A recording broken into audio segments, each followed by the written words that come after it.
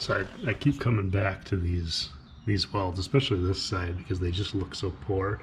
And you can see some of this discoloration up here. Like this just isn't done from the factory. Somebody did something in here, and it looks like on both sides. I've had the nut down in there. I've had that nut spin before, and the proper way to deal with that is to come inside the car, and you just go right in this guy. So you just cut a hole, and you can get to the nut. And either retack it in place or just leave a hole and tighten it. But yeah, so I think we'll pull all the suspension stuff off, see what kind of stuff we need to get replaced there, and make sure that if somebody did a repair on that, that it's not unsafe. Because the welds look all, they're probably functional. Like obviously they got enough heat in it, right? But we want to be sure. Okay, I got one side of the suspension off. This thing came with Witex, so we'll clean these up and see if they really are Witex, but they should have galvanized bodies, so hopefully they're in pretty good shape. And we just use as is. We'll make sure that the dampers aren't screwed up. But you can see here more of that, just like that's not a factory weld. Something happened in here, and we got to make sure that we're not going to have the car fall apart if it's stressed at all. So it'll just all come out, and you know, foot and mouth syndrome. This is going to be a lot bigger project than I wanted it to, but we won't be the ones leaving it for years doing nothing. We will finish this. Okay, got this thing dropped out. This one I was worried about had a lot of rust come with it and took a lot of effort. And then as I thought, these back two snapped in half. So on both sides, we'll have to cut a hole in the floor and get to that nut. It'll be nice, some people can see that maybe we'd have to deal with it sometime down the road. Otherwise, yeah, we're gonna pull this thing out, get it all stripped apart, and see what kind of bushings and everything we need. I'd imagine you just do all of it. Like they got poly bushings in here, and I'm not a huge fan of those. They're just too stiff. Like I'm not gonna go do track days or anything, so I want something a little more comfortable. Okay, so I just snapped this bolt too for the control arm. Okay, so I got that steering rack out.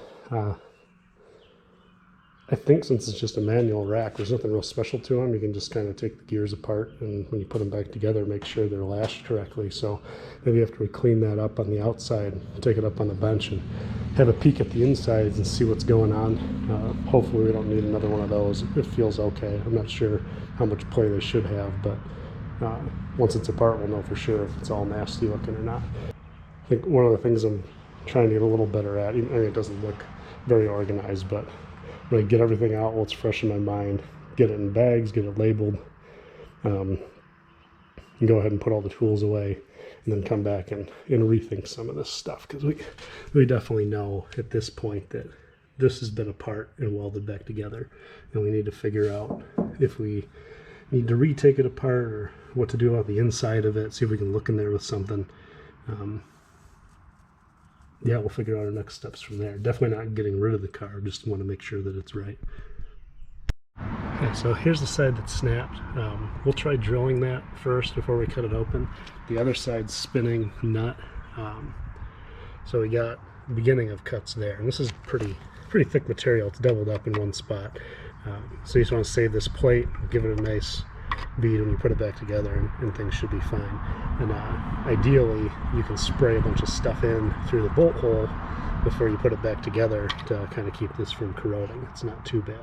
So if it lets us poke this out, we get it poked out, we might have to cut a little bit more, but show the bolt when we're done there. Okay, so there's that nut. Now we can go ahead and get in there, and probably just go ahead and cut it, because even I'm not going to reuse that bolt or the nut, so just cut it right out. Sometimes you start to wonder why you don't just pay the $250 to get one off eBay. So we got the top of the bolt off. We had to cut through it. Bottom where the nut was, we had to pound that out. It was stripped inside the nut as well, and now the bolt itself is stuck inside the sleeve, rusted together. So we're going to have to get a cut here to get that apart. Yeah, it's just awful. Ooh, finally.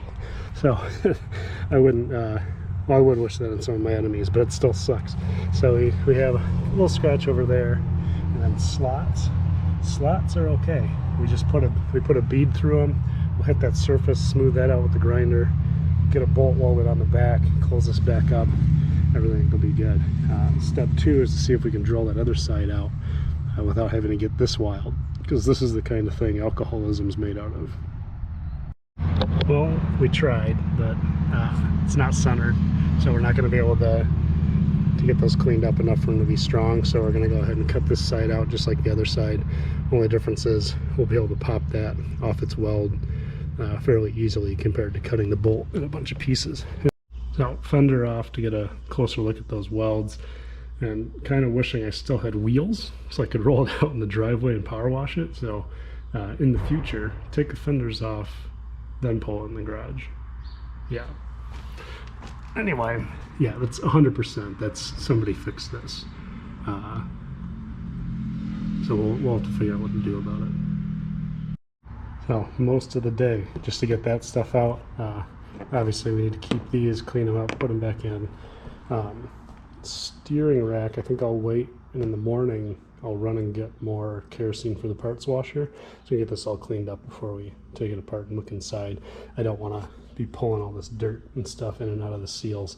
They have seal kits for these that look overly complex, and I also found a source for an entire manual rack for 98 bucks. So if there are problems in it, I mean, it feels kind of chunky, but it could just be that it's dirty and needs to be flushed out. Now, if it's dirty, it's probably because the seals are bad, so catch 22, right? We'll figure it out. I'm pulling all the front struts apart, and they are Witex. All of this is worn off, but the ones on the rear aren't, so I jumped under the car, and it's the TX something. Anyway, they're pretty nice for the Witex, which are just cheapo versions of the KWs, same company, but I don't think they make them anymore. Like, they've got a website up, and you got to email them with your application and all this other crap. And we've got stuff like, look how worn that is, just from things rattling around. Just wore all those threads off. And they have this adjustment on top that just spins and spins. When I can push them down, and they're super hard to pull back out. It's like pack. So I think we might try to unthread this and take them apart for funsies, but I don't have high hopes. I think we just get a new suspension. Yep. I don't see any reason why this isn't a great idea. Yeah, we're gonna go for it. So it seems to work pretty well. It's not even really doing anything to these little thin corners, so I'm not worried about this support structure at all. Now, that being said, we're only holding the vehicle up by that piston, so before I crawl under there to pull heat shields and exhaust and all that kind of stuff, I need to find something that's around as thick as I am.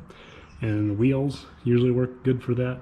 I like these wheels. I don't want them to get fucked up, but I also don't want to suffocate under my car while the wife is inside, not knowing. So yeah, I'll just throw those underneath as a sacrificial piece while I do my work.